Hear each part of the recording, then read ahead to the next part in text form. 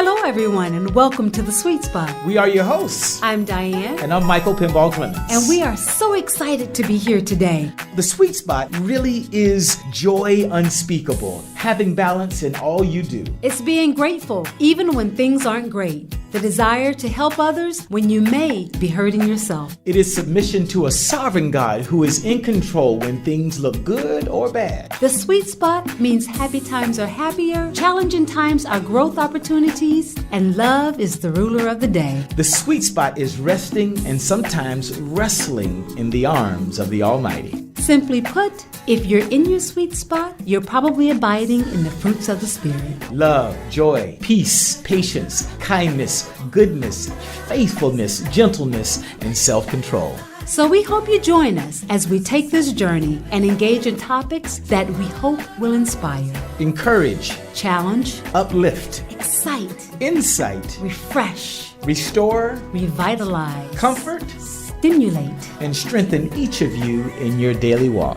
Welcome to The Sweet Spot. Hello and welcome to The Sweet Spot.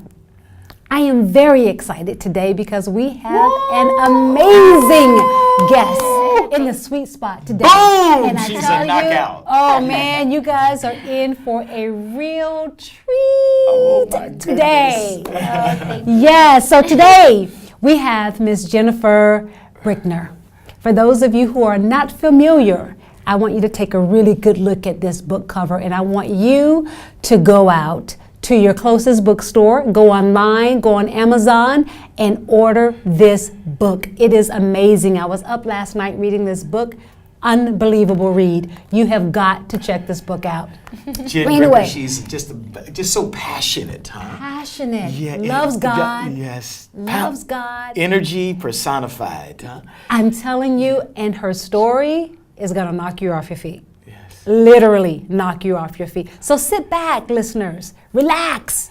Get ready for a great interview with Miss Jen Brickner. Welcome. Thank you. Welcome to The Sweet Spot. Thank you. Thank you. Happy to be here. Thank you, Jen. So great to have you. And you've had a busy time here the last few days. And Yes. So good. So thank you Yes. for taking the time for us, okay? Thank you. Happy to. Yeah, so. Yes, we are honored. We're honored to have you. When I was reading your book and I was going through the pages and just trying to get to know you a little bit better, and I'm telling you, I was blown away. I was blown away more so because of your realness, right? Thank you. I could feel it, I could sense it as I'm reading the pages and turning the page. I'm like, you're so genuinely real. And you just put it all out there. You didn't try to hide anything, you didn't try to cover anything up. You put it out there for your readers, for us to get to really know you on a personal level. And that's what I love the most when I was reading your book. Thank you. Yeah, it was so important. I'm so happy to hear you say that because that was totally the point of the book. Was I wanted to be real, raw, honest, and even about things that weren't amazing about myself, but I wanted people to know my heart, who I am. And that was really important for me to challenge, to always be authentic, but to really just be real because people had only heard stories about me in the media. Right. It had only been the stories about my life, but not my heart. And this is the first time that people really got to know me, Jen Bricker. You know, yeah, exactly. So the transparency really makes you that much more lovable, right? Because people can relate to you. I mean, you know, when it's that perfect, oh, she can overcome everything and right, everything. So when you're transparent and you talk about your struggles as well, the challenges, it makes you more real, more believable. And so we just thank you for sharing that. And I know Diane wanted to open up right at the forward of the book with the I question did, off the top. because as I was reading your intro to your book, a quote that you said in the book really, it just caught my attention. And if I could read that, it was in your intro and you says, I am who I am and I own it. God gave me this gift for a reason. God works through me, through my uniqueness. And I was like, wow, like for you to just be comfortable in your own skin, the way you are comfortable in your own skin, I thought it was pretty impressive. And especially because you're so young, like you are a young woman, and to own it the way you own it, and to just own your life the way you own it, I think it's so important for so many young women to see and to hear, especially in this day and age. And so my question to you is, what brought you to that point? Well, it's been a whole journey, you know. I mean, it's been a complete journey. I went through, you know, as I talk about for the first time publicly in the book as well, about my whole struggle of, you know, wanting to be this big and then getting this big and then coming out of recovering from that and trying to be okay with having a little more muscle and a little more curve and not being below a 00, God forbid. Like I'm a 1-2 right now, and I was like, it took me almost 3 years to be able to actually heal from that and actually be okay with who I am. And so once I got past that, then, you know, this whole time my relationship with God is growing and growing. And that, I mean, really it is on the spiritual level, getting the closer my relationship is with Him, that's when I can love myself more. And I could just really be at peace because, you know, God has us on missions in whatever we're doing and commissions us to do whatever we're supposed to do in that season of time. And that's really what's important. And so it's just was focusing on that and letting go of the other things, you know, repeating the scriptures and the truths, sometimes out loud all the time, every day, and being surrounded by a community of believers. Wow. Yeah. Wow. So you're want to maybe go back to the beginning, the very beginning, and so those who are listening on radio maybe don't know your whole story, and so I'd like to have you sort of tell your story in your own words. So you were born with a disability, and parents maybe weren't all so comfortable with it. So we want to hear. Please just take some time, as much time as you need, and tell your story in your own words. Yep, so I was born without legs, and my biological parents were from Romania. They came over to the States. My older sister was born, I was born, and when I was born, they left me in the hospital the day I was born, and I was put up for adoption. I lived in a foster home. And, you know, there's many reasons, I think, why they put me up for adoption. So not having legs was one. They were them still being poor immigrants, you know, another one. Also having another child already, knowing, you know, they thought that I would have maybe a lot of medical bills or all of this stuff kind of entailed, which medically nothing is wrong with me. It's just, you know, born without legs. So, but they didn't know, right? And so, and also it was my biological father's choice. It was not my biological mom. She didn't even get to hold me. So, yeah, I mean, she was kind of very much a victim in that moment, in that time. And then my parents adopted me when I was 3 months old. Okay. And I grew up in the middle of nowhere in southern Illinois. Wow. Cornfields, cows, Wow. small town life, very small town country kind of feel. And I was raised with 3 older brothers. They were 10, 12, and 14 years older than me.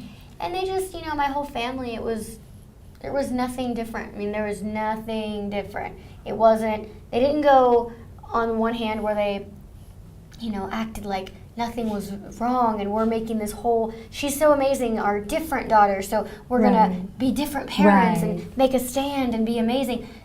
But they also didn't go into the side where you can't do anything, you can't, fear. So they were just like, you're our daughter and that's it. You're not our adoptive daughter, you're our daughter. And you're not our daughter without legs, you're our daughter. Right, love and it. You're just gonna do whatever you do. I mean, why? It just, God placed me in the exact perfect place, in the perfect community, in the perfect family, the perfect, you know, friends. Even though it was, I feel like it's like the most unlikely place because it's not a city, it's not something special, completely not special, like literally nothing going on. In the middle of nowhere. You know, and that's what I needed, you know. Supportive community, supportive parents, and they just were like, you can do whatever you want. You are so strong, you have such a strong mind, and they were just like, it was like they were constantly impressed by me. So by them saying those things, like, I know whatever you put your mind to, you're gonna do. Like, you've just always, I mean, and to be fair, I was always like bold. Like, I was just kind of like not giving anyone much of a choice. But you know, they encouraged me in everything instead of discouraging. And also in your book, you talk about how your parents did not allow the word can't. Yes. That was not in your vocabulary. I can't do something. They told you you can do whatever you want to do. Yeah, and it was a lifestyle, you know, because if they had said all of that, but there were no actions behind it, it would have just been empty and void, and it wouldn't have had power. There would be no meat and potatoes in it. That's right. But when I came to them and I said, hey, I want to play basketball, softball, volleyball, power tumbling, even roller skating, you know, all against able-bodied athletes, no wheelchair, no prosthetics, they could have came back and said, unbelievable. You know, no, this is why you can't. You're too fragile for that. It's too dangerous. This is too difficult. How are you going to skate? Where are you going to put the skates? You know, all these things. It's like they didn't do that. They said, okay, didn't bat an eye, no discouragement. We put the roller skates on my hands. I won the limbo every time. And I love it. Love it. That's right. I eventually stopped competing because it was I won every time, so it wasn't too fair. funny. Oh my goodness. That is too funny. So the boldness, though, was there ever a time where you questioned? Were there ever a time you felt different as a kid? Did God just give you this boldness, or did you question? Yeah, I think he did give me the boldness, and as I've talked about my life so much now at this point, I've reflected on it, you know, a lot, and I really realized that bullying was not a part of my story. You know, it's not a part of my childhood or part of my life, and people would ask me that in interviews, almost as if, no, not almost as if, they would just be like, oh, I'm sure you were bullied. Expecting it. 100%. They would just, I'm sure you were bullied. Like, well, actually, I wasn't. It's not part of, and there was almost like the sense that I had to feel guilty because I wasn't bullied. Because I wasn't bullied. I'm like, why is this such an issue with everybody? Why are you just putting that on me? And why is it so hard to believe that I could have had a good life? I'm like, it's a little irritating, you know? And so then I finally kind of, I looked at it, I'm like, wow, God he really spared me. Like, it was purposeful though. Because first of all, he is a purposeful God. Yes. We know that. Absolutely. And he placed me there, and bullying was not meant to be a part of my story. Boldness was supposed to be a part of my story. Because, so my childhood, there was a lot easier. It was the easier time of my life. Because what he had prepared for me as I've been an adult, I had to have it that way. Because it's just gotten harder. Because he has placed me all over the world, over 14 countries, in the entertainment industry, in LA. I mean, everything you can imagine, I'm there. Like, it's all, any kind of difficult situation, difficult people, difficult scenarios, and I needed to be this strong and this bold in order to not only survive and handle it, but thrive in those areas and effortlessly, because I have that personality. So it's just when you look at the timeline of my life, oh, that makes sense. Right. Yeah. So no bullying, but what was maybe more getting at was, I know as a kid, sometimes that insecurity, though. Did you have ever? I'm a small guy, and from time to time playing sports, right? You know, you kind of it never, you know, it's one of those things that I guess I was pretty bold to, but every once in a while the kind of inkling enter in your mind. Well, would I be a better basketball player if I was just a little bit taller, right? Did any of those thoughts ever enter in? As a kid, everybody was so supportive in my sports that I think all those things came in later. Came in like later teens and young adult life. That's when everything kind of, the whole years of the body image thing, it was like, going in to get thinner and get better shape. But then I went past it, and then, the uphill battle of coming out of it, right? So, and then before that, it started when I started in the entertainment industry, and so I'm around chiseled bodies every day who are acrobats and aerialists. So it kind of started in my late teens, early adulthood. It just kind of came later in life, because of where I grew up. It was just different. So do you remember that first wall you had to climb? Well, it's funny because I look at the way, like when I travel, for example, people are very challenging, especially Yes, I agree. They are very challenging, and I consider myself tolerant considering what people will say, right? Because they'll say, for example, if I'm getting on a plane, and I go and I debrief everybody so that everyone knows, like, I'm gonna walk to my seat.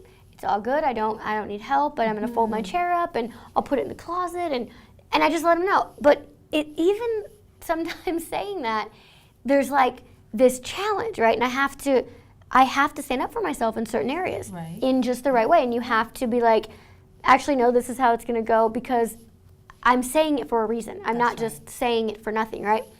And I realized someone in my life had just kind of said, you've been doing this your whole life.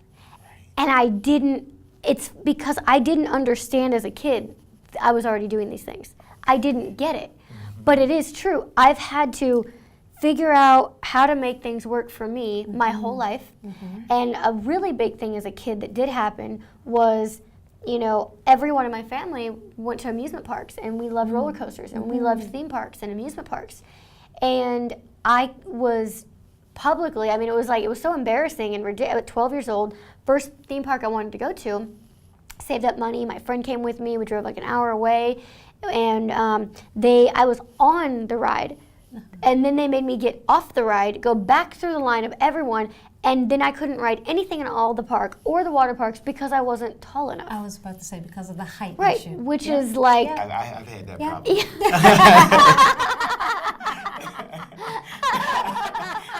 We are not getting We are not growing.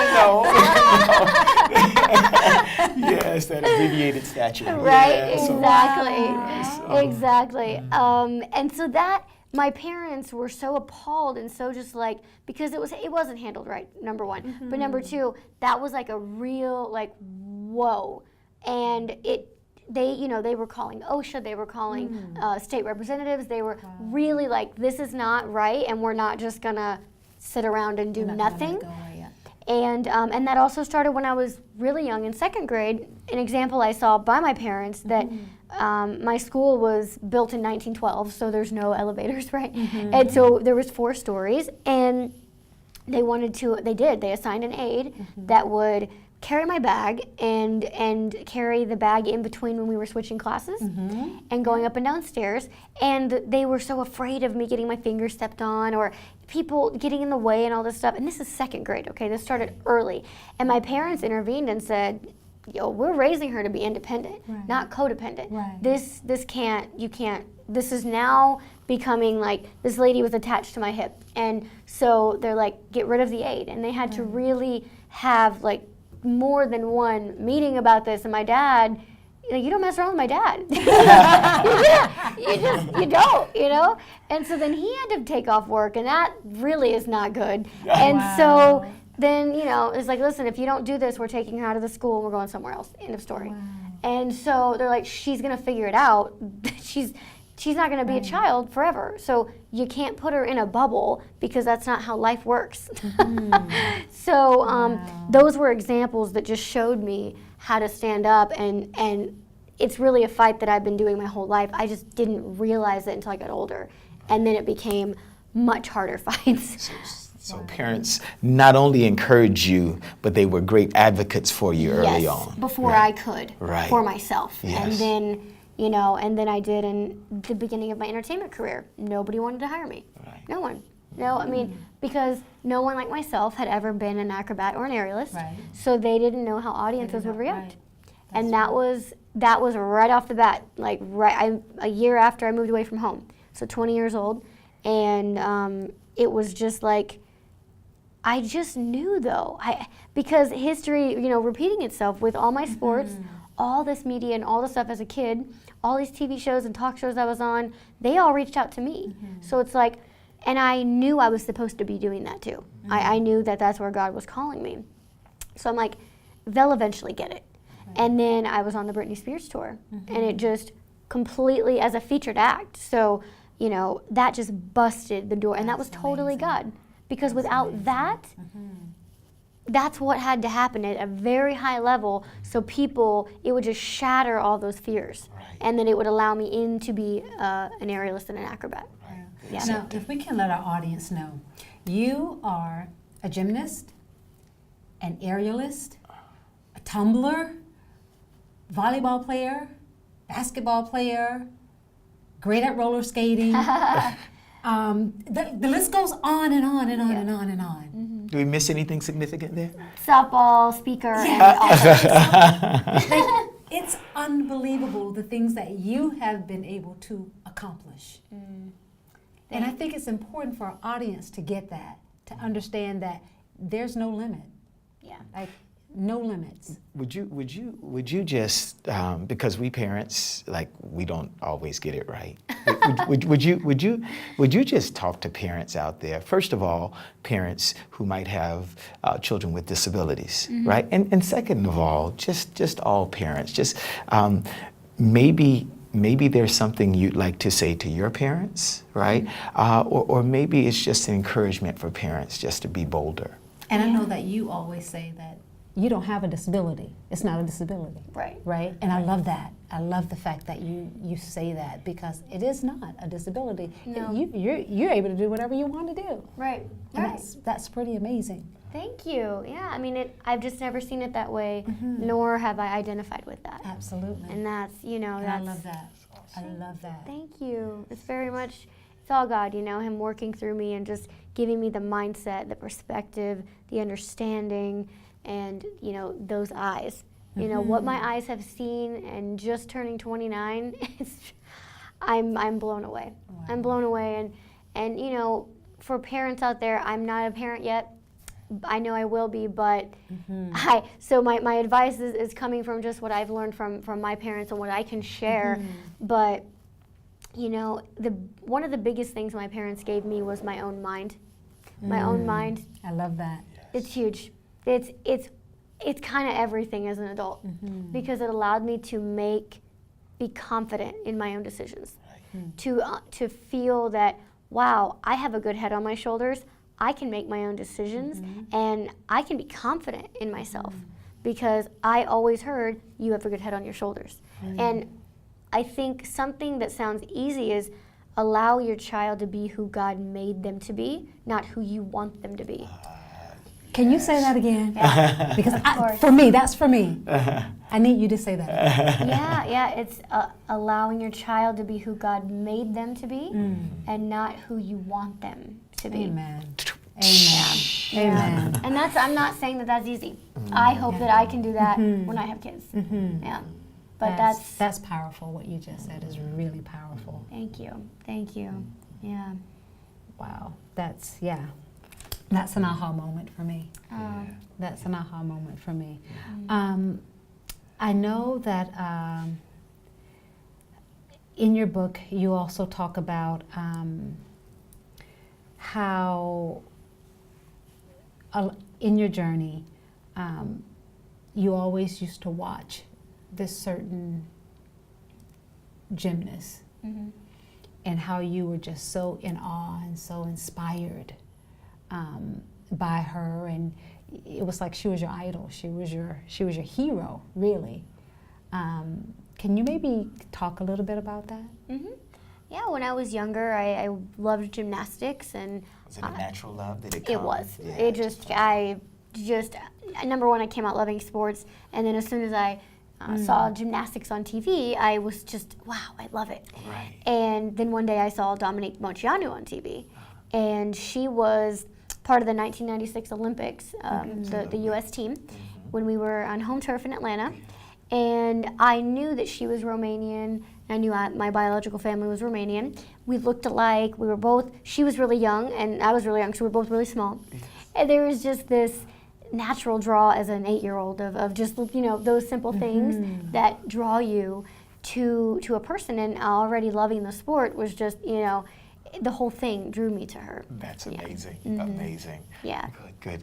Yeah. And this this cultivate you taking that love to a next level, or were you already focused on that? I mean, I don't know. I think I already had the love, and then I saw her, and then the Olympics. So I think it was a combination of just everything kind of all at once. Right. It was like, oh, the Olympics.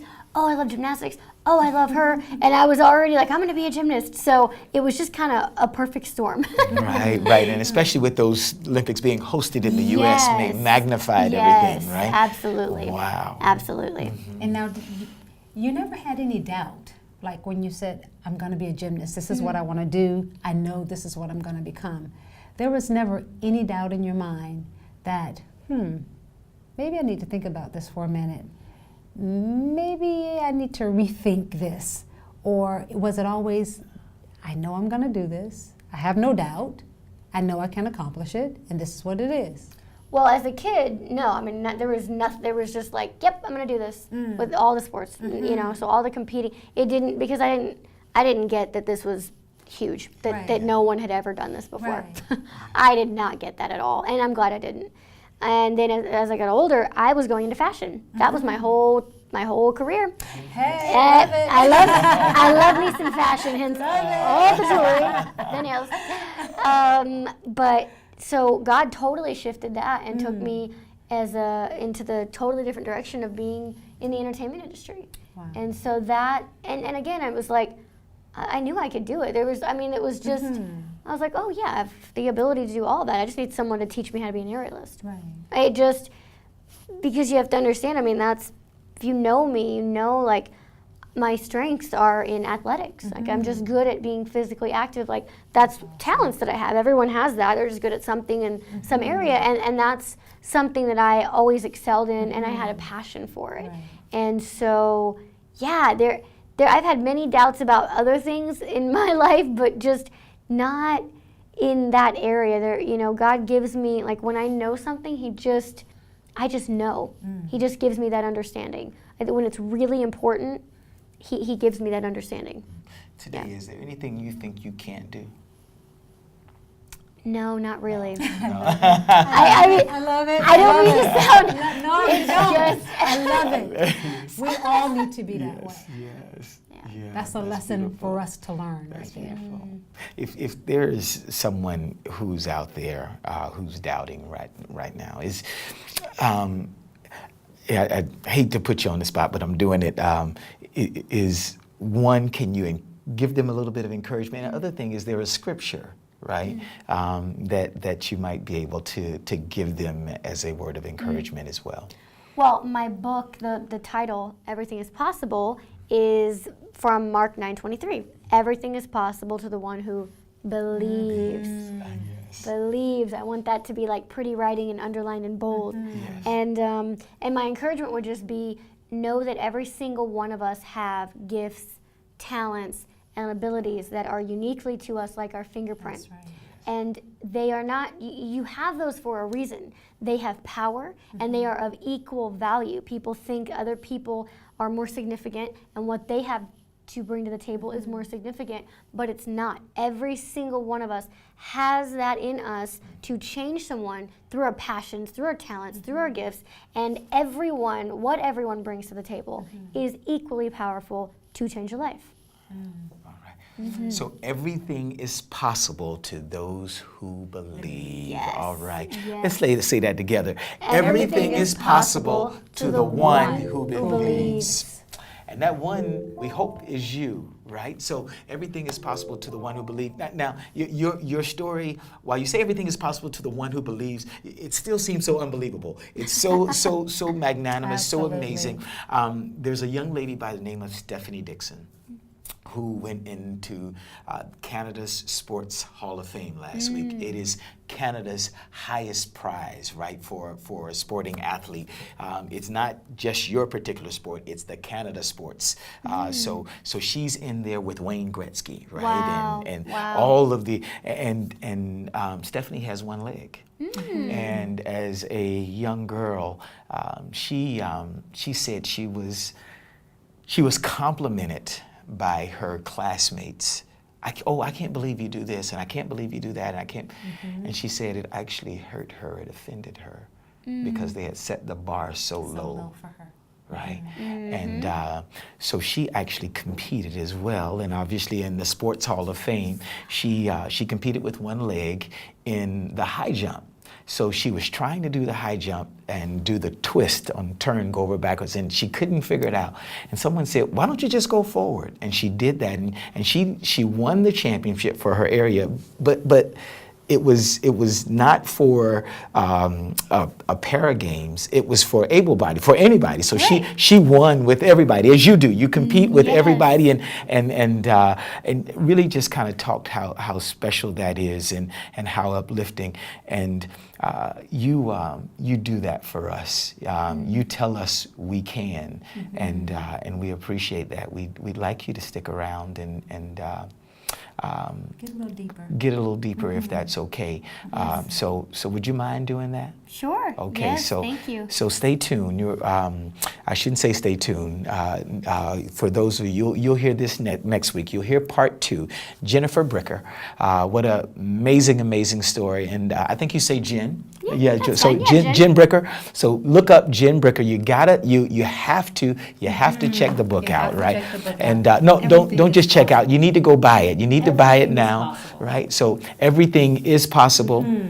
And we really just want to encourage you to go out and get the book. It's truly inspirational. We want you to tune in again next week, but more importantly, we want you to go out and support her and buy the book. And by supporting her, you will do yourself one of the biggest favors you've ever done, because she will uplift you, she will encourage you, and she will give you information to help not only you, but those around you to be successful.